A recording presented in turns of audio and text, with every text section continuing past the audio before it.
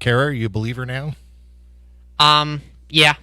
Yeah. You're kind of on board for, you're kind of like, you're all about standing up for the little guy. Yeah. You know? Basically, those cryptids that aren't getting the love.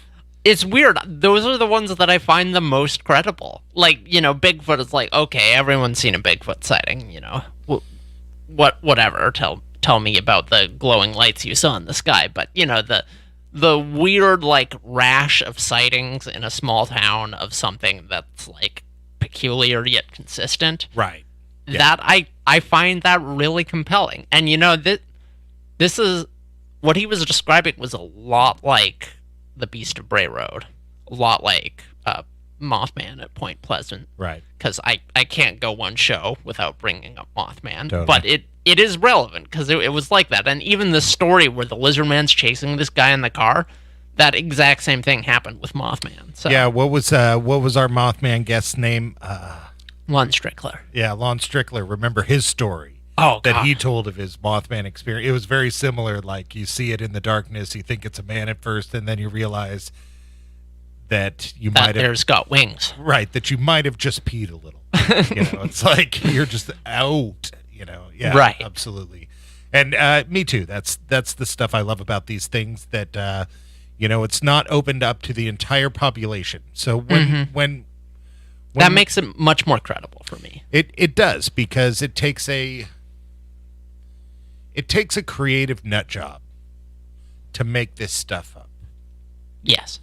And when you open up a story to the whole world, you're going to get a certain percentage of those. Of course, you have access to crazy nut jobs.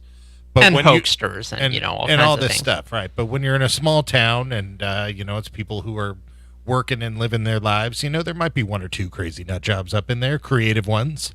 Right. I think Bishopville in the 80s, and, like, not just Bishopville, but, like, some of the small towns he was talking about, we're talking about, like, a few thousand people.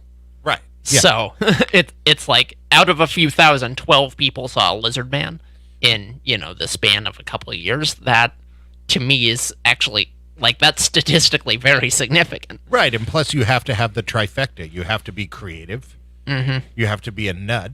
Right. And you have to be willing to throw yourself at the feet of the media. To find that in a small town is... Yeah. 12 people that match that profile. Right, exactly. Don't get me wrong, there's a lot of creative people there, but as far as nuts and people willing to throw themselves to complete the trifecta... Right, yeah. So it starts to become, a little less plausible, and it starts to become maybe a little more plausible that it... I agree. Was a lizard man, or a guy in a lizard suit. But, like, that's kind of freaky too, to be honest. Totally. Yeah. And like, this guy in the lizard suit did somehow keep pace with, like, a car. So solely, guy running around terrifying people in a lizard suit. I'm on board with that. That's a show itself. I'd happily have that show. Honestly, I think at that point, just the person who's doing that is a cryptid. Totally. Like, okay, they're a human being, Right. We know where they came from, but their mind is such a mystery at that point that they are basically a cryptid. That's beyond the trifecta, man. That's creative, totally nuts, willing to throw themselves at the foot of the media, and a method actor. Yeah. How do you get all that in one person? And willing to, run around in the woods where there are men with guns. Totally. Survivalist. Yeah, exactly.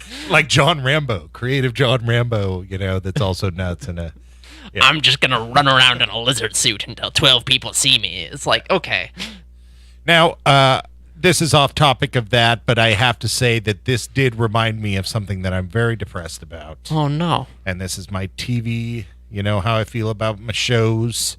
How I feel about my movies. Swamp Thing, the TV show, is over. God. I saw it. And I know. It's so good. It's crushing.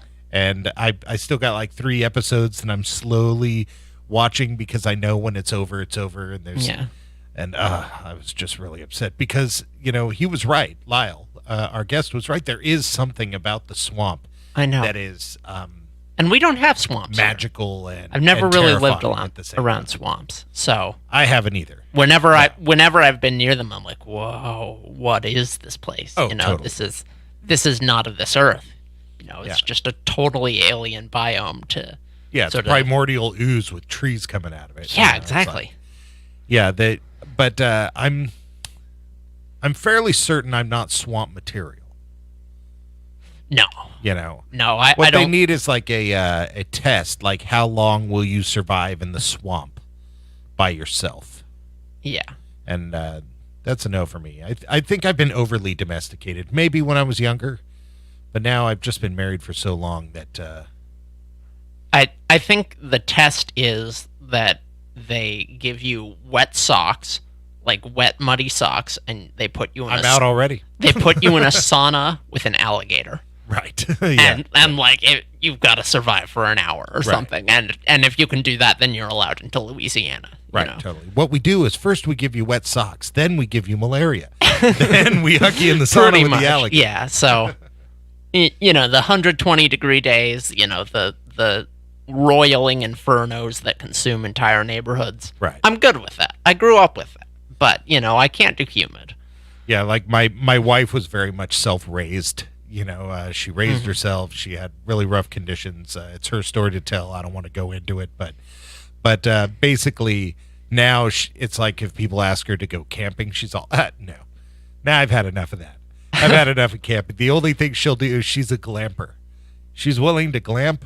I don't know what glamping is. Glamour camping?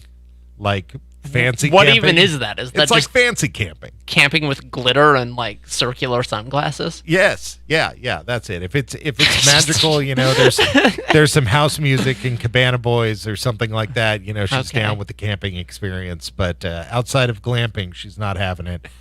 And I think that might be how I feel about the swamp. Yeah. Yeah, it's a nice place to visit on the internet and not in person. Right, for an hour while passing through, going to a hotel. Yeah. All right, you're listening to Radio Wasteland. Come on back and we'll tell you what we got going on next week.